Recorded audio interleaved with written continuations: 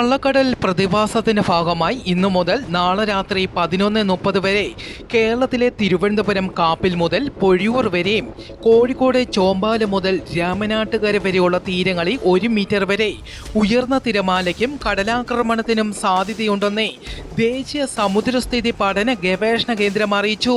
കടലാക്രമണത്തിന് സാധ്യതയുള്ളതിനാൽ മത്സ്യത്തൊഴിലാളികളും തീരദേശവാസികളും ജാഗ്രത പാലിക്കുക. ചെറിയ വള്ളങ്ങളും ബോട്ടുകളും ഈ സമയം കടലിലേക്ക് ഇറക്കുന്നത് ഒഴിവാക്കുക. മത്സ്യബന്ധന ബോട്ടുകളും വള്ളങ്ങളും സുരക്ഷിതമായ അകലം പാലിച്ച് കെട്ടിയിട്ട് ഹാർബറിൽ സൂക്ഷിക്കണമെന്നും അറിയിച്ചു. ബീച്ചുകളിലേക്കുള്ള യാത്രകളും കടലിറങ്ങിയുള്ള വിനോദങ്ങളും പൂർണ്ണമായും ഒഴിവാക്കണമെന്നും അറിയിച്ചു. മുന്നറിയിപ്പ് പിൻവലിക്കുന്നതുവരെ ബീച്ചുകൾ കേന്ദ്രീകരിച്ചുള്ള വിനോദസഞ്ചാരം ഉൾപ്പെടെയുള്ള എല്ലാ പ്രവർത്തനങ്ങളും പൂർണ്ണമായും ഒഴിവാക്കണമെന്നും അറിയിച്ചു.